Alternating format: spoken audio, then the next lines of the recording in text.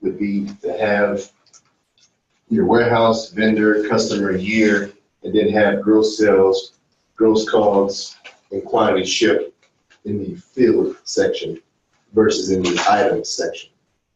And as we start going through the class, you see why this is important to understand what is considered a field and what is considered an item as we start doing some calculations inside of pivot tables. So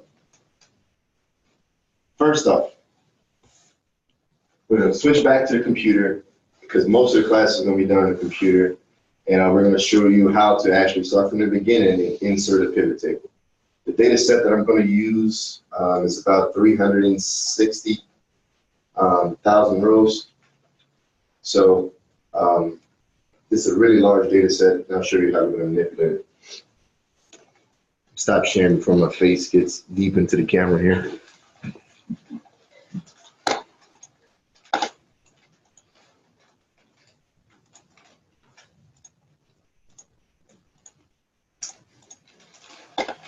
All right, how to insert a pivot table. We're going to start off using the data set that you see on the board. This data set is actually, this one is actually 90,000 rows of data. 300, I'm sorry, what is this? Yeah, about 90,000 rows of data. So what we're going to do with this data is actually insert a pivot table. In order to do that, you would highlight the entire data set, okay? Like I said, this one is 90,000 rows of data. We're going to highlight the headers at the top, which we can consider our fields. And then every piece of data is down to the bottom, okay? Once you highlight this, you go to Insert, and there's two different ways to do it. You can use a pivot table or the recommended pivot tables. When you click on recommended pivot tables, Excel will try to help you out and make a pivot table the way that they think you may want to see the data. It's just a very basic look by taking a sum of the measures, a sum of some of the labels here, and it gives you a little preview screen here, okay? You get sum and count it if you want it by customer, vendor, whatever. We're not gonna use the recommendation tables for what we're gonna do, but I just wanna let you know that it's there. So we're gonna go to pivot tables, and it's gonna ask you the table range, which is everything we selected, right? And then it's also going to ask you if you wanna put this in a new worksheet or on the existing worksheet. Right now we're on the worksheet data tab 2. If I was to say existing worksheet, I'd have to select the cell off to the side of it to insert my pivot table. Do not select the cell that's inside of the actual data. Make sure it's a cell outside of the data. But we're going to put on a new worksheet so we can actually start it from scratch. Okay, so now as you can see, it created a new worksheet as sheet 10. Now the pivot table sets up is that this piece, this is your starting point. This is your working set. You can click anywhere inside this box and you're about to create a pivot table. If you click outside of this box, you'll see that the field box that I had over here is gone. When I click back on it, it brings it back up. This is where we start to work. Now, just to lay out some things, let's lay out how a pivot table works before we start adding in data. At the top, you'll see where it says Analyze and Design. These are your pivot table shortcuts, basically, or your options that you can use. There's options here we'll get into just a little bit later. And in designs and formatting and subtotals, we'll get into that a little bit later as well. Off to the right is your table view. It breaks down every one of your fields in this box here. Now, these fields work in different ways. If you click on one, Excel, being the smart person that it is, it will try to determine where you want it to be. So if I click on warehouse names, it's going to drop it in rows. But if I click on measure values, it will drop it in values and automatically start as a sum. Okay, see that? But with these 4 boxes, there's a filter, columns, rows, and the actual values. Okay? Now, what we're going to do, just something real basic, we're going to take this warehouse name and we're just going to clear it. I can drag and drop it back up here and clear everything out, or I can just uncheck it and it will clear it out as well. Okay?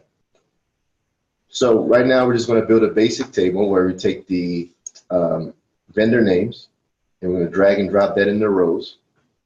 And we're going to take the measure values, drop that into the values. And we'll take the measure names and put it in the columns. Now, the measure names, again, as an item, it has our COGS, sales, quantity shipped, and grand totals. But if I wanted to see every vendor, it is being displayed as every vendor. So there's 232 vendors that it breaks out the COGS, the sales, the quantity, and the grand total. Okay. Now, if I wanted to see by a certain warehouse, I would click and drag the warehouse name into the filter section. When I do that, it brings it up in this section right here as a different portion of the pivot table. When I click here, I can click on one warehouse in order to give me only the information for Clackamas, or I can select this checkbox where it says select multiple items, or I can get multiple items, or it could show me these 3 warehouses all added up together. Okay, so that's just one to break out the filter piece. Now, by default, the measure values are going to show up in a sum, because Excel is going to look at the data you asked it to drop in there. If it's numbers, it's going to sum it. If there's a word or a letter inside that value, it's going to automatically drop it to count. But if you want to change that, here's how to do that. So right now, each one of the value that I have summed here is the measure values. Right now it says sum of measure values. If I click on this arrow in here, I can go down to value field settings, and it pops up this little box. And in this box, I can change the name to whatever I want it to be. And I also can change if I wanted to count the number of items, if I wanted to average them, max or min, product, sorry, it's clicking too fast. We'll go back. Count the numbers, the standard deviation, variances, and a whole bunch of other stuff. Okay? Right now, we're just going to keep it at the sum. So what this is doing, it's taking those 90,000 rows of data that we had, and it's summing up everything for these 3 warehouses where the vendor was absorbing products, and gave me a sum of what that total COGS number would be. So when I go back to the data here, if I was to, and I'm going to just make it a little bit easier here, I'm going to just do Clackamas, and we'll just test our work, okay? I'm going to Clackamas, and with absorbing products, the COGS is 17554, okay? So here, I'm just going to do a quick filter here, which is Clackamas. And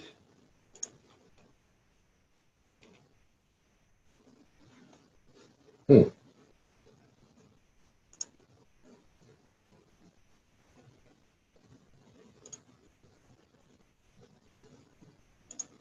here we go.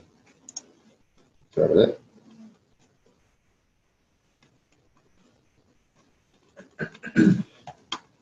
Was in my other data set, excuse me.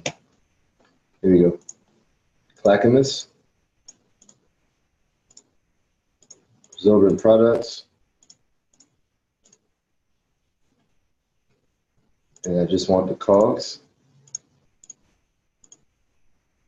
All right, so when I sum up this value, you'll see down here at the bottom, I know it's kind of small, but it's 17554.27, which is the same as here. Now, again, I could have found this information by doing filters and everything, like I just showed you did, but a pivot table, all I did was drag and drop and click a few buttons and it populated it for me. So that's how pivot tables just move a little bit faster than I actually was doing. So, all right.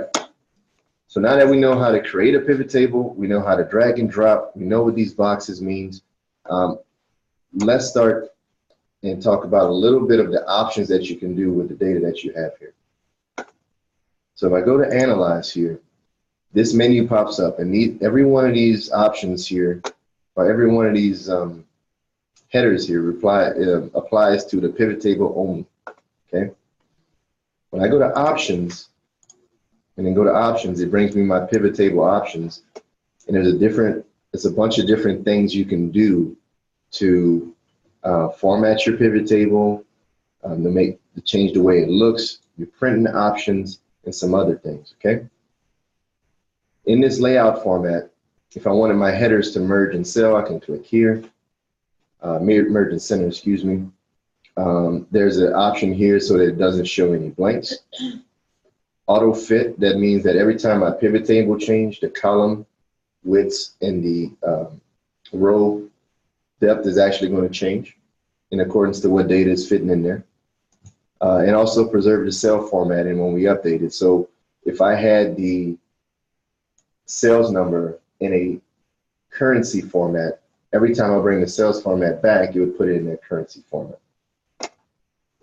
In the tools and filters, you can take off grand totals, put grand totals back on.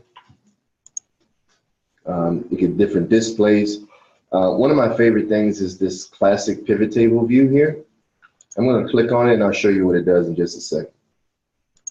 And in printing, if you wanted the labels to repeat going down, and we'll show you that in just a second, it may not show it on the actual screen, but then when you print it, it would print all the labels on the side.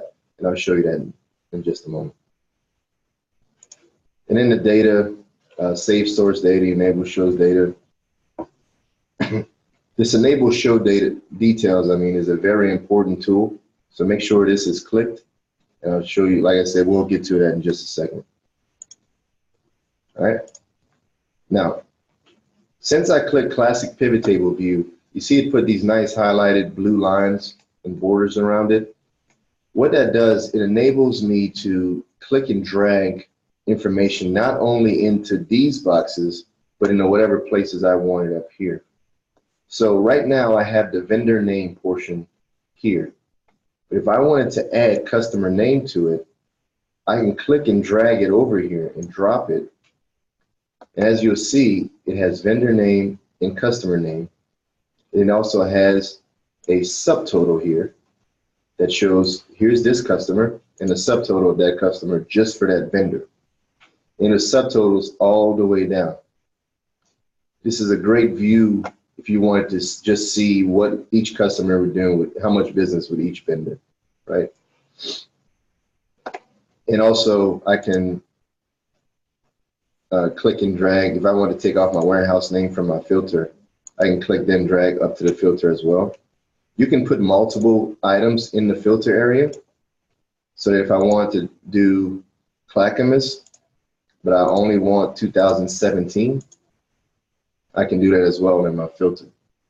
So making it really easy to manipulate the data without having to do a lot of extra stuff, right? Now, in the views, right now, like I said, we're doing the classic pivot table view, and it still looks kind of junky, right? There's a bunch of subtotals in here. Some areas are bold. These numbers are not in currency format or a number format. Where the commas are separating. So how do we change that? Well, you can actually just highlight the data and go to your regular formatting keys and actually change it that way. Put it in dollar format or number format, okay? And then also in the analysis view, in the design view, see how we have all these subtotals? If I didn't want the subtotals, I can click here and say, do not show subtotals. Or I can right click on any portion of the fields and tell it to subtotal it. So you can do it from a right click that'll bring up this submenu, or you can do it from the menu at the top. The menu at the top gives you a little bit more options, because when you go to subtotal, if I wanted to show the subtotals, I can show it at the top of the group or at the bottom of the group. I know some people like to look at things from top down, some people like to look at it bottom up. Either way, you can do that here. So now, when you move it, it'll move it back and forth. Okay. Also, the row headers and column headers is there. And if you don't want the grand total, because sometimes you want to do different formulas, you can take that grand total off the rows and columns. So now it's only the data that you actually have. And again, you could do that by clicking or by right-clicking on the actual, excuse me, right-clicking on the actual field and taking off the subtotal or grand total, right? Now, we have this somewhat formatted. Let me take off the subtotals again. Now, in this area, so we have our subtotals. Here, we have all of these customers that are being supplied by this vendor. I can collapse this or expand it at any time. If I wanted to collapse all of them, I right-click on the actual vendor, and it brings up this submenu, and you just tell it to expand or collapse that field or the entire field. The entire field will collapse everything to where it shows just the vendor name without the customer names. Okay? And then you can just pick and choose which ones you want to expand. Okay? Now, a little bit of formatting. Now, the default formatting of, before I go to formatting, I want to talk about one more thing here. Now that we have the customer names in here, let's expand this out. So we go to expand, collapse, and expand the entire field. So now that we have the customer names in here, this is the classic view. This is not the default view. So let's go back to the default view by going to Options, Display, and then taking off this classic view. Okay. Now you see the blue lines have gone away. So how does this work? Now here, you'll see that you have the vendor name, customer name, and and then you have our measure names. So in this view, it all just cascades. But if I wanted this to repeat, if I wanted the labels to repeat, I can go to Design, Report Layout, and go to Repeat All Item Labels.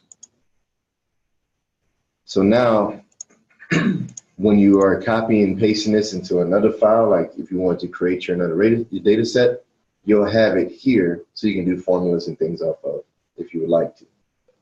And you can change these different views to the compact format, to where it's the more default view. This is the default view if you don't change any options. It will go straight to this where it's right underneath it. Outline form, to where it repeats all the labels.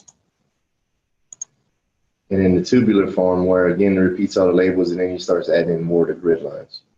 So there's different ways you can see it and different ways you like to do it. Okay.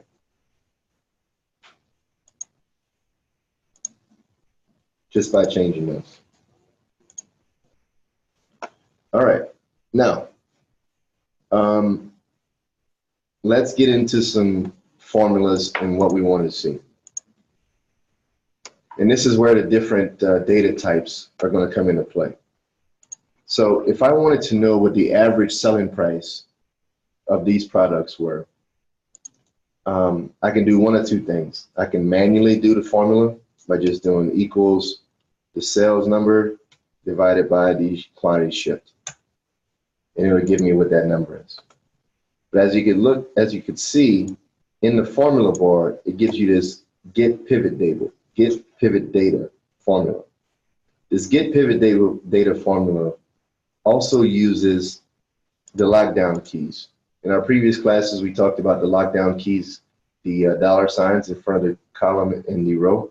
So if I were to drag this formula down, it would be the same answer, okay? There's two ways to get around that. There's the manual way of going in and changing this, changing the lockdown view of it, and taking the dollar signs off, and it still won't work, right? So why did it do that? It's doing that because the pivot table itself, when I hit F2, you'll see there's no lines here, okay? There's nothing to look back to. It's actually looking at the actual name in the product, okay? So you actually have to manually change each one of these to be an actual number. I mean, an actual cell that it looks up to versus the actual name, because the names in here act as a list. Like, you remember when we talked about drop-down list and we created lists in our previous classes? That's what the pivot table does when it gets pivot table. It basically turns it into a list versus an actual cell. So the easy workaround is to take your formula and do it in the headings. To do sales divided by the quantity shipped, and you'll get a value, right? But then when I drop it down, now I have a workaround that's actually looking at the actual cells versus the get pivot table, where it's looking at a list. So it's just a quick workaround so you can do your formulas at the heading level and just dragging it down. Now, the problem with this, it's a good thing if you're not going to change the actual columns of your data. But the moment you change the columns of your data, where it expands to where the pivot table goes from A to E to A to F, you'll get an error message where it says there's already data in the area that you wanted, and it's going to ask if you want to replace it. If you hit OK, it's going to erase your formulas. So your formulas are no longer there because it just pasted over it, okay? Workaround, do your formulas further off to the right, but then again, the columns won't move along with you. For example, if I go to sales divided by shipped, and I copy this down, when I change my data set again,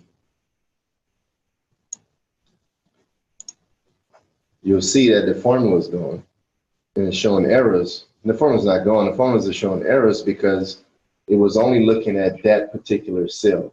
It will not move with the pivot table. So be very careful when you are linking things to a pivot table, because if you change your pivot table in terms of the number of columns or rows, it could error out and mess up your formulas, okay? So how do we get around that? I'm going to answer that question by causing more questions, okay? What we're going to do is create a field inside your pivot table. So right now, we have the fields of warehouse, vendor name, customer name, year, measured names, and measured fields. But if I wanted to know the ASP, or the average selling price, I would need to create an ASP field. In order to do that, we would go to Analyze and Field Item and Sets. And you see it has that little formula logo here, right?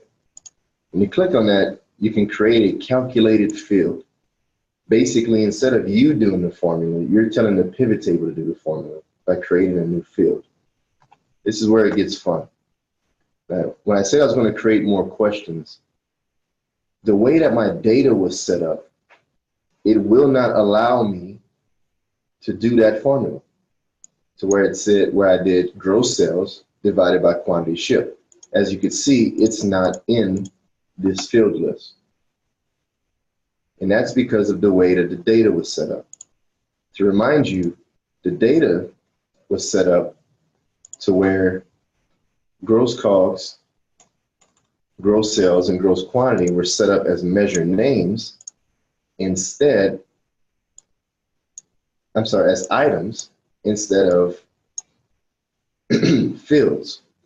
Okay, so I'm gonna stop share real quick, and I'm gonna go to the board so you can see. Here we go. All right. So again, everything at the top of my headings are fields, and everything underneath it are items. Right now, we can't do that calculated field because the things that we want to calculate are in the item section and not the field section. So sometimes we're going to get data sets where this is the way it's set up. There's different formulas you can use if you want to manipulate your data to put it in the right way to do it. Or if you get the data set, or if you have the option to get the data set to where you can put gross sales, gross COGS, and quantity. Okay, if you can get your data set in this format, it'll be easier for you to do calculated fields with a pivot table.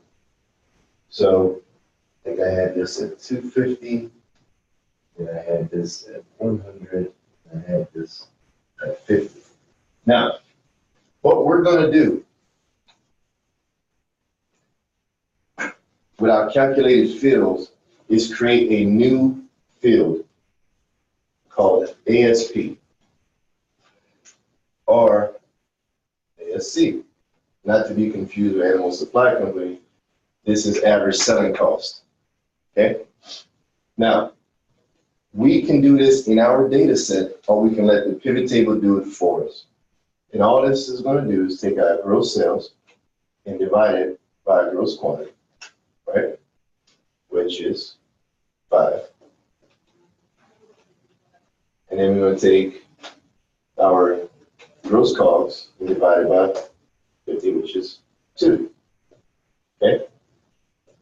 Now, like I said, we can do this inside of our actual data set, and we can let the pivot table do it. So now I'm going to switch to the data set that has it set up like this, so you can see us do it, see us calculate the ASP and the ASC.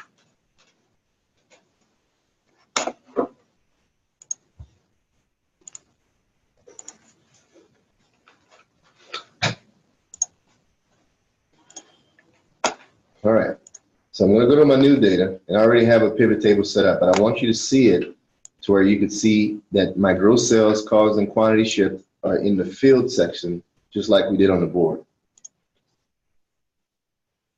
Okay. All right.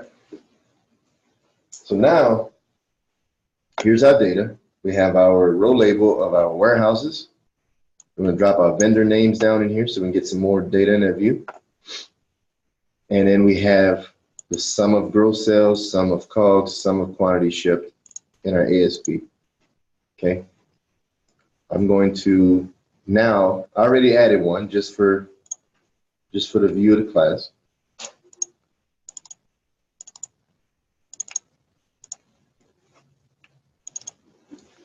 And now I'm going to add the field, the calculated field of ASC, which is average selling cost. Okay. We're going to analyze, and we're going to go to this field item set. It doesn't matter where you click. It doesn't matter what cell you're on. You can still go to here and actually get it done. If you click off, the box goes away, so you need to be on the pivot table, just anywhere on the pivot table. So in our calculated field, go here, and you can name it whatever you like. So we're going to name this ASC. We're going to remove the 0, and then we're just going to click on gross COGS divided by quantity shipped, and then add it. As you can see, it added ASC down here. And when I hit OK, ASC was added to our field, added to our pivot table, and also is added to our field list. So I could take it on and off as I need it. So now I don't have to worry about my columns move, because now I have full control of it in any way I want to use it for. And if I want to present it to anyone, it's already there versus me doing the calculation within my data. Now, best practices, try never to do any calculations in your actual data set. Because if you have to repeat the action of dropping in new data or update that data, you may overwrite the formulas that's in there. That may throw the whole thing off. It may be in a different format. So just best practices, try not to put any formulas inside your data set. Okay. So now we have that. We have our, anybody say I'm moving too fast? I feel like I'm moving too fast. Okay, perfect. So now we have our calculated fields and we have our workaround, right? We have our ASP and ASC. So we know what those are and we know how to get to them, which is great. Now, again, pivot tables are very useful tools in terms of doing things very quickly, especially when you have to update things and you're dealing with large data sets. One thing that you can actually do off your pivot table is create pivot charts. Now, we went over charts and graphs in one of our Excel classes that read off of a data set, but now we're going to have it read off the pivot table. And I'll show you how the pivot table charts adjust as the pivot tables adjust. Okay. So I'm going to go back to our pivot table options in the Analyze tab, and I'm just going to click on Pivot Charts.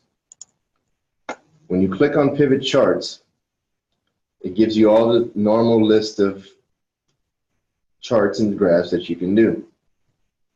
Columns, and it gives you a little example of what it would look like if I had to use this as my columns. If I had to use a line graph, what it would look like, pie chart, and it just gives you examples. So we're going to use the column one, and I can change it to be like a 3D one or 2D. Okay, it's going to take a while because there's a lot of data here, so excuse me. There it is. All right, now you can move, grow, stretch this graph any way you like, but you'll notice one thing on here. You'll notice something different from your normal charts and graphs. This one has extra little buttons on it all over. These little buttons here are actually your pivot table options. So the same things that we were doing over here can be done right from here. So right now, what we have shown is the area, the vendor name, and then our information. If I wanted to take off the vendor name or filter it, all I have to do is click on this little button and it would filter it for me so I can pick which ones I want. Okay? Or I can click on it and hit delete. Oh, why is it not? There we go. I can right click on it and remove the field and it would take it off. As you can see, it also took it away from my pivot table there. But I'm doing it all from the actual chart. How is this useful? If I'm in the middle of a meeting and I'm doing a presentation and my boss is asking me, well, how does Clackamas look by itself? Oh, I don't want to see the vendors, I only want to see the warehouses. How does this look on the warehouse level? During presentations, being able to easily manipulate a graph without having to change a number or actually doing any advanced formulas is very, very useful in order to come up with quick decisions that need to be made during meetings. So this is how it's useful to use that use this type of information. So right now, as you can see, I have a bunch of different things, and the ASP and ASCs are really small. If I don't want to see the ASPs and the ASCs, I can just, again, right click and take it off. To take my cogs off, take my ships off. And now my ASP and ASCs kind of look a little more concise, looks a little more clean, and I can answer that question before doing anything else. So pivot table charts are very easy to use. They're easy to answer questions. They may not give you all the different capabilities you want if you spent the time and actually did a chart a different way, right? But it's easy to manipulate and it's easy to use. And you can format these the exact same way you would any other chart. So if I didn't want this to be blue, I can click on it, go to my shape fields and change the color. So you can do the exact same things you were doing on a regular table, and you can do it here in the chart. Okay? Very, very useful to do. Now, we're getting towards the end of the class, so I want to leave you guys with a few things about pivot tables, some best practices, and understanding some of the pitfalls behind pivot tables. A pivot table will keep the same values no matter what you do once you drop a new set of data in the data set, which means if I pulled some data on Monday and I got a new set of data on Friday, my pivot table, even though I copied over it, will not change the data unless I refresh the pivot table. Now there's different ways you can do this. You can click on the pivot table, go to Analyze, and actually click on Refresh to refresh the pivot table data, or Refresh All if you have multiple pivot tables within your spreadsheet, or you can go to Options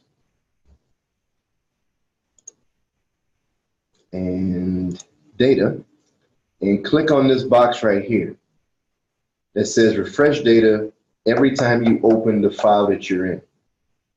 Now it's a fail-safe, right? So that if you click on this box, every time you open up this file, it's going to refresh with the most current data that's in there. This is very useful when you're linking data to another file that may not be in the file that you have, right? So if the file that you're using your pivot table in, but the data is connected to another file, this will be very useful.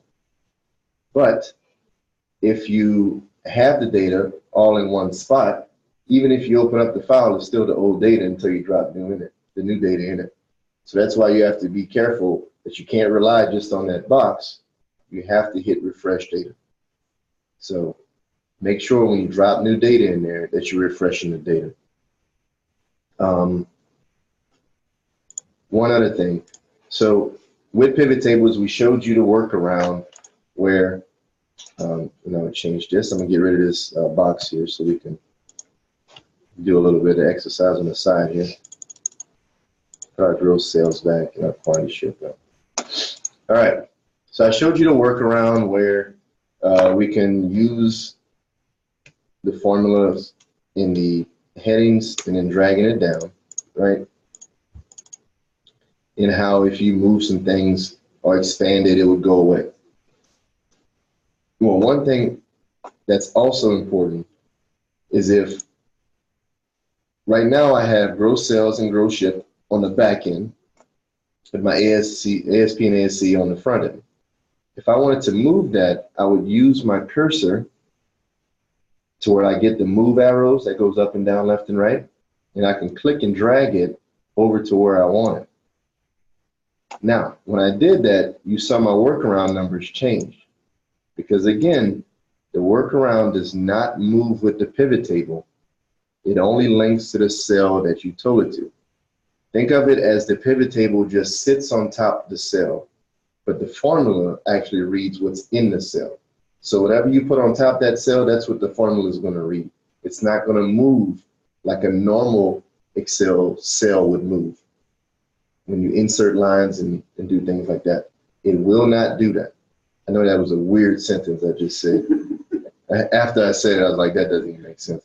But it does make sense that a normal Excel function will move during a normal Excel version, I guess, a non-pivot table cell, okay?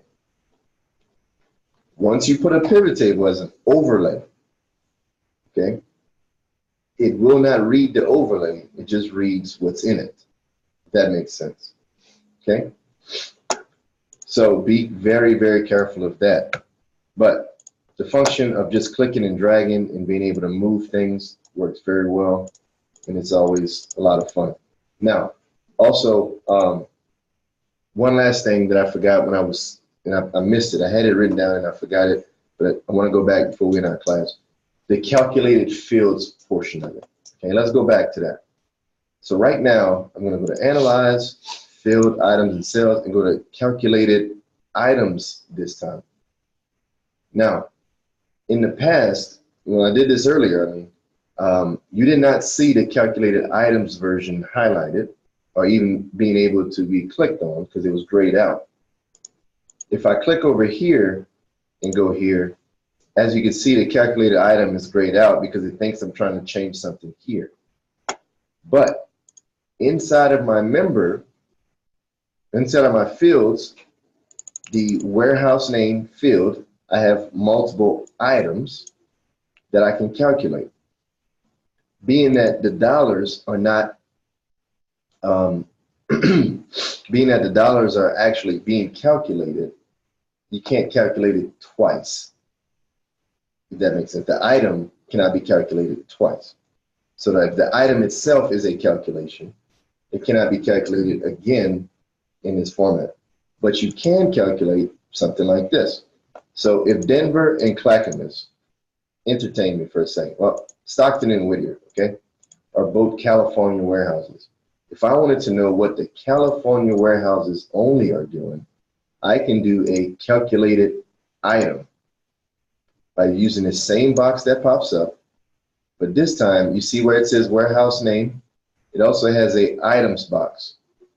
And I'm going to name this Cal, and my formula would be Stockton plus Whittier, and then add. So as you can see, it didn't add ASP and ASC like it did before. You don't see Cal there, but when I go to my warehouse names again, you'll see Cal is now part of an item that rolls up to that field. Why is this important? When I hit OK, oh, I clicked it too many times. Sorry. There we go. I gotta delete that warehouse piece. All right, here we go. Modify it. All right, hit OK. So now I have a new item where it calculated Stockton and Whittier together. Instead of me doing a filter and clicking those two, it actually gave me an extra line where it calculates the two. And as you can see, when I highlight these two, it's 110,000, 110 million, excuse me, and it's 110 million for Cal. But now I know that my ASP for California is 6.65 on average instead of the two being broken out. So there's a lot of fun that you can have in that calculated field. It's a lot of good ways to do your data. Me personally, I don't use a lot of pivot tables, maybe because I like to control it a little bit more using formulas. But pivot tables are very useful. I do use them, but just not as much. And I probably, if I would spend the time to use them more, I'd probably find a lot of benefit in them and save myself a little bit of time. So hopefully this class has done the same for you, that you can go in, spend that extra time learning how to use this so it can save you some time on the back end. All right. That's my class for today, unless there's some questions on the IM. Nope, no questions. No questions on the IM. So that is my class for today. Thank you guys for coming. I'm going to hand this back off to Lauren. Thanks, Drew. So for anybody that hasn't left yet, if you did attend the last Snacks and Skills, then you know that I did not send out the recording. So when I send out the recording for this one, I'm going to make sure that one goes out as well. And then we are planning the next one for October 18th. So you know, we will be sending something out for that soon. But thanks everybody for joining. Have a great day.